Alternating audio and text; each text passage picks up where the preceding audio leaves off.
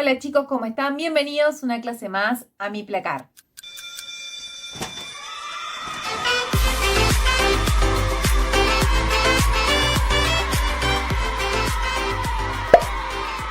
El día de hoy vamos a terminar con el estudio del último de los 3 autores de la hermosa saga que hemos visto sobre las teorías contractualistas. Recuerden, la primera clase estuvimos viendo a Thomas Hobbes, la segunda clase vimos a John Locke y en este momento vamos a ver a Jean-Jacques Rousseau. No sé si se pronunciará de esa manera, no lo sé. No tengo nadie que sepa francés en esta ocasión, así que googleenlo ustedes, chicos. Así que bueno, vamos a poner en la carpeta de título, ponemos Jean-Jacques Rousseau, se los dejo escrito acá abajo para que sepan cómo se escribe. Y anotan por ítems algunos datos sobre la vida de él y luego vamos a adentrarnos con lo que es su teoría.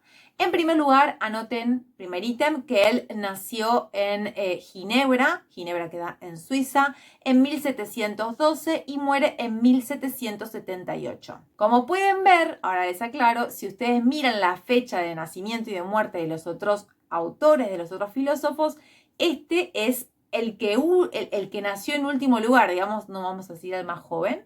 Sí, a nivel línea de tiempo podemos decir que es el más joven, tal vez.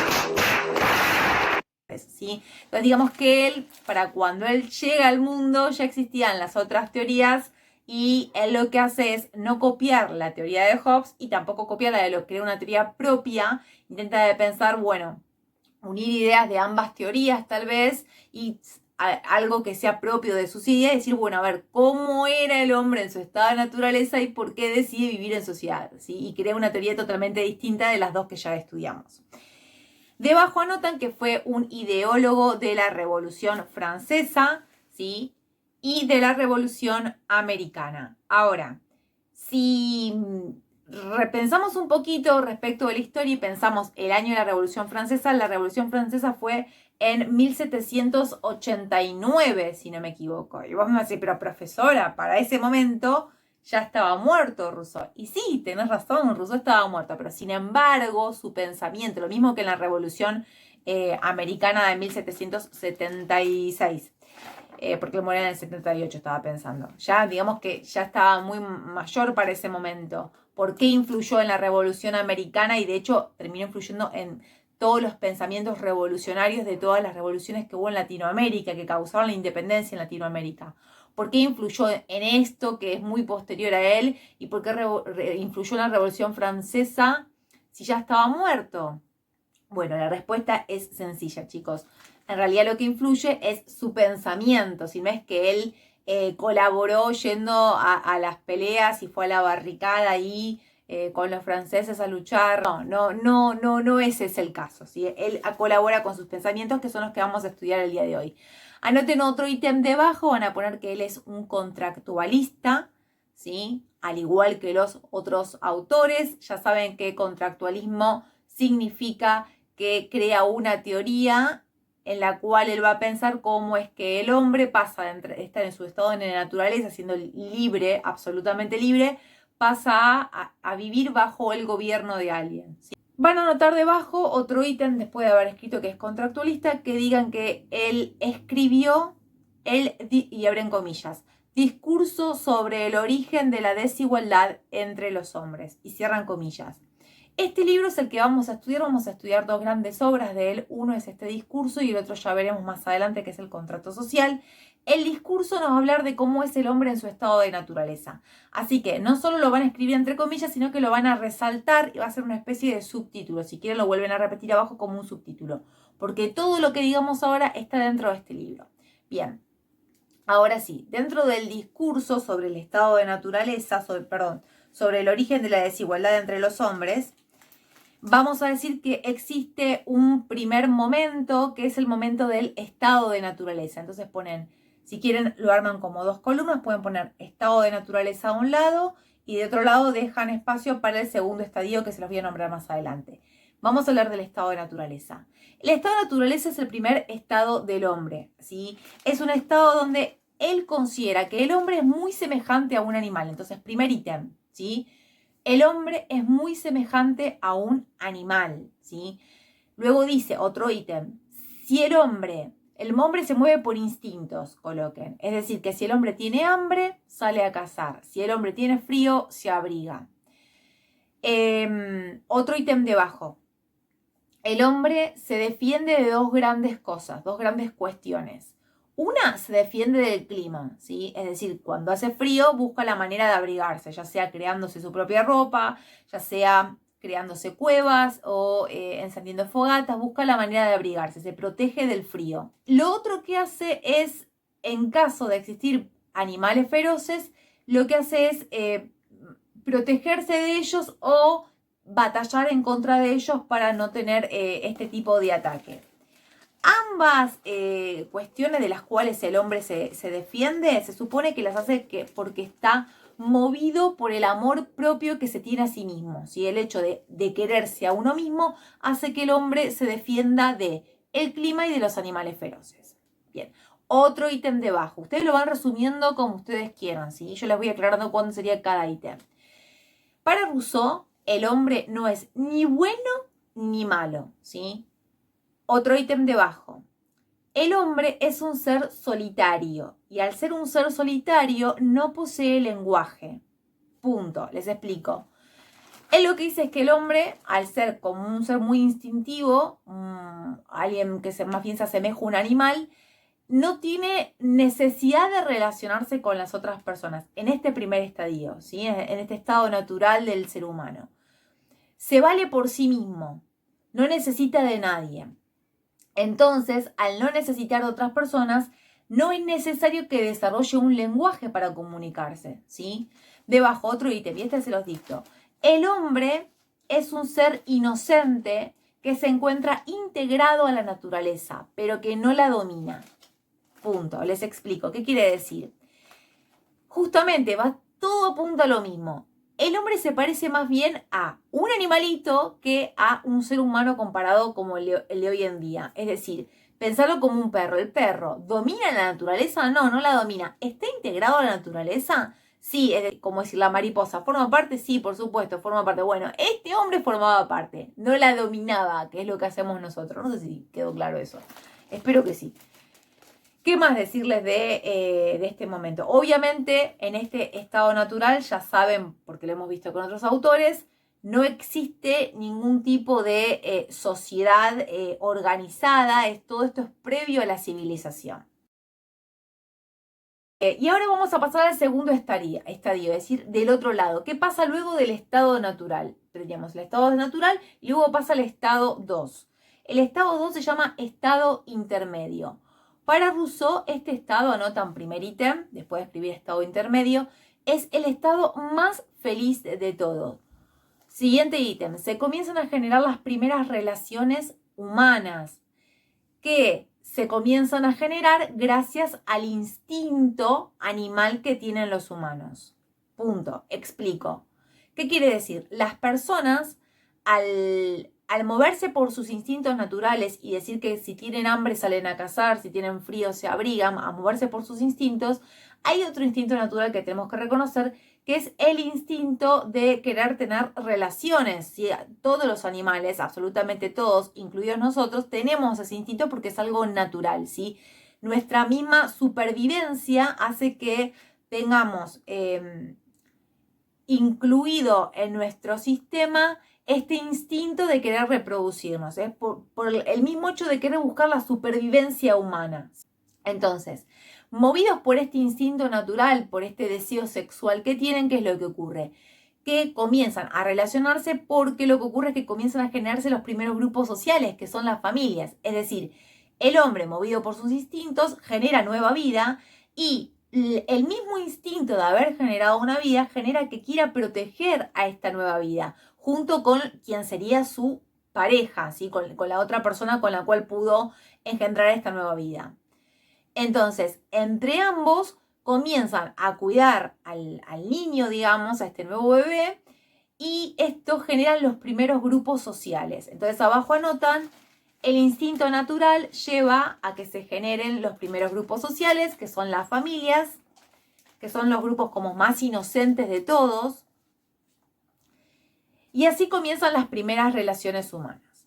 Estas relaciones humanas, a medida que se van volviendo cada vez un poquito más compleja cada una de estas relaciones, va a llevar a que surjan dos grandes puntos, situaciones. Y son, anoten debajo otro ítem, surge la división del trabajo, ¿sí? Es decir, las personas una vez que comienzan, esto lo explico ya, ¿no?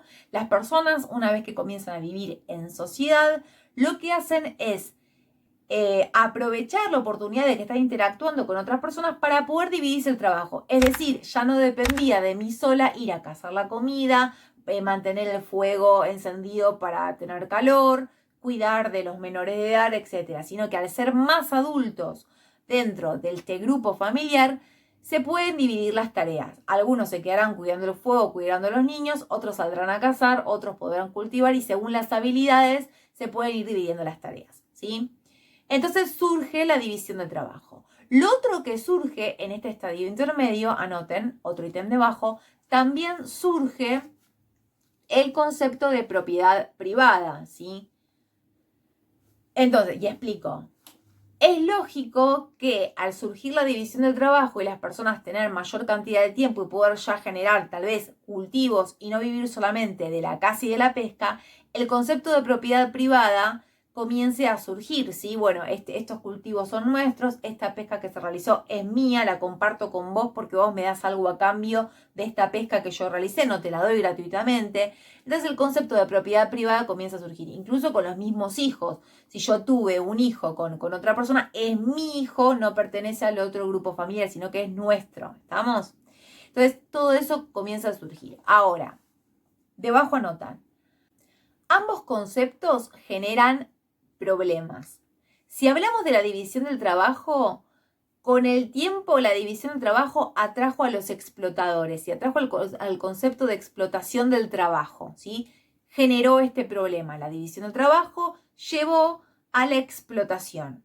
Y por otro lado, cuando hablamos de propiedad privada, el concepto de propiedad privada llevó a el dominio de los ricos, digamos, a ver cómo lo escribí acá, el robo de los ricos y que los ricos se queden con las propiedades. Estos dos problemas son los que llevan a que desaparezca la desigualdad. Entonces, anotan que la explotación y el robo de los ricos lleva a que la desigualdad que existía en este estado, en este estadio intermedio, desaparezca totalmente. Y lleva a una guerra de todos contra todos.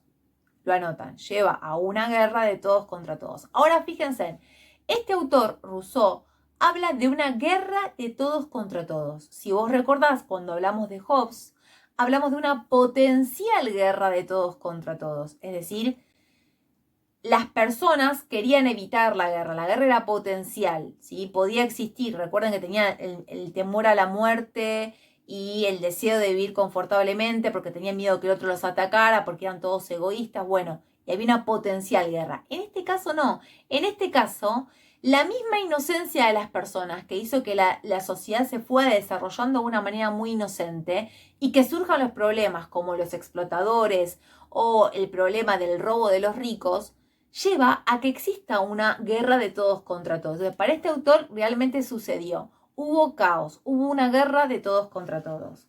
Y entonces, este es el momento en que el autor considera, y anotan, el hombre, otro ítem debajo, por esta guerra, el hombre se corrompe. La figura del hombre inocente que veníamos estudiando hasta recién ya no existe más. Debajo anotan, esto le permitió desarrollar su obra El contrato social. Contrato social lo ponen entre comillas porque es el nombre del siguiente libro. Ahora, debajo como un subtítulo, así como pusieron discurso sobre el origen de la desigualdad entre los hombres, como subtítulo, ahora van a poner contrato social. El contrato social, además de ser el segundo libro, es la tercera etapa. Es decir, teníamos el estado natural, el estado intermedio y a la tercera etapa la vamos a llamar contrato social. Y en el libro Contrato Social nos cuenta cómo está compuesta esta tercera etapa, que prácticamente te lo dicto todo lo de acá, ¿sí? Ponen contrato social de subtítulo y abajo ponen: se crea entre las personas la idea de un Estado justo, es decir, un gobierno que sea justo, coma, donde no existan las desigualdades. Punto. El objetivo del gobierno es terminar con los dos conflictos que se generaron. 2 puntos, el robo de los ricos y la explotación del trabajo. Punto aparte. Rousseau resalta la importancia de que este gobierno debe conservar la libertad de cada una de las personas. Punto.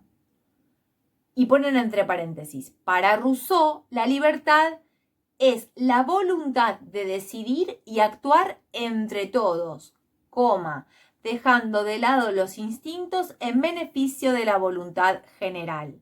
Cierran paréntesis, punto seguido. Es posible ser libre respetando a los demás. Punto. Y ahí dejas de escribir y ahora paso a explicarte todo esto en pocas palabras. El autor lo que quiere es intentar de buscar una sociedad en donde las personas tengan la mayor libertad posible. ¿Por qué? Porque él no considera que el hombre merezca estar atado a las decisiones autoritarias de una sola persona. Él considera que el hombre tiene que conservar ciertas libertades porque el hombre es capaz de ser bueno, a diferencia tal vez del primer autor que estudiamos, de Hobbes, ¿no? Entonces decide que el gobierno que se genera, una vez que todos firman este contrato social, todas las personas están de acuerdo en crear un gobierno, tiene que ser un gobierno que, más allá de buscar de eliminar los problemas que había, le dé la oportunidad a las personas de tener una libertad. Pero no es un concepto de, fíjate el que yo te acabo de dictar, no es un concepto de libertad individualista, es decir, yo hago lo que quiero cuando quiero, donde quiero. No es ese concepto de libertad, sino que es un concepto, y léelo de vuelta si querés, en donde uno es libre, ¿sí?, de hacer lo que quiera, pero tiene que dejar de lado ese instinto animal que tiene. Recuerden el primer estadio donde el hombre era un animalito, ¿sí? Tiene que dejar de lado este pensamiento instintivo de querer valerse por sí solo, de pensar solamente en sí mismo, es decir, abandonar esa idea tan autosuficiente y pensar qué es lo mejor para todos. Es decir, yo tengo la libertad de decidir siempre y cuando mis decisiones sean empáticas con el otro. Es decir, mis decisiones incluyan al otro. ¿Se entienden? No es lo mismo que una libertad individualista. Esto es el concepto de libertad social. Es totalmente distinto. Bueno, chicos, eso es todo por el día de hoy. Fue un video bastante corto, lo sé. Pero bueno, la teoría es un poquito menos compleja que las anteriores. Así que bueno, la clase que viene va a haber tarea nueva, así que nos vemos. Buen fin de semana.